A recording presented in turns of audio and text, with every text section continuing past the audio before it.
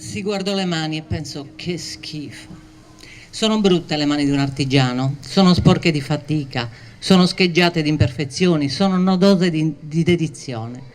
E poi quella maledetta cicatrice, più lunga e profonda delle altre, la Via Lattea in mezzo alle stelle. Aveva pensato che quel dannato punteruolo gli avesse amputato il dito, mentre il sorriso morente si trasformava in una smorfia di dolore. Sollevò l'indice dalla mano sinistra, come un insegnante che mira la lavagna per attirare l'attenzione degli alunni.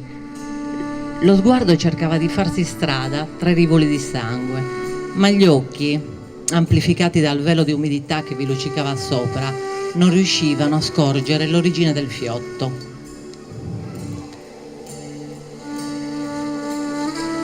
Ora non ricordava più tutte le cose che aveva pensato in quel momento, solo che ciascuna era un po' peggio di quella precedente, un po' più perfezionata per cercare di coprire il dolore.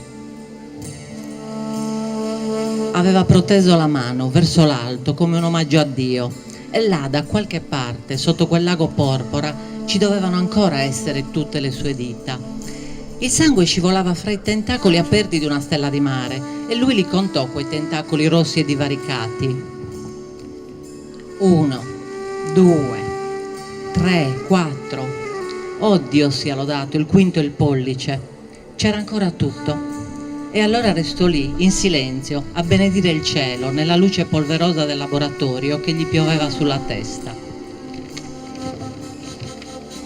Terminò di intagliare la piccola statua di legno 2 settimane dopo, poi la ripose sullo scaffale e la guardò con quegli occhi.